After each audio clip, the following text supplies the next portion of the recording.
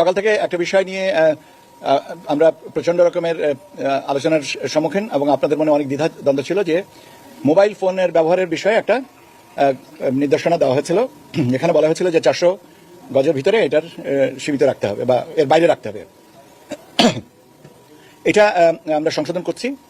Mobile phone নিয়ে ভোটাররা ভিতরে যাবেন এবং প্রার্থীরা যাবেন, তাদের এজেন্টরা যাবেন এবং তারা ছবি তুলবেন, কিন্তু গোপন কক্ষ যেখানে স্টাম্পিং হয় সেখানে করবেন না। তো এই পরিপত্রটা আমরা সংশোধন করে দিচ্ছি যাতে এর ব্যাপারে কোনো রকমের দ্বিধা না থাকে। এখন বাট কিছু রেস্ট্রিকশন থাকবে, যেমন আপনার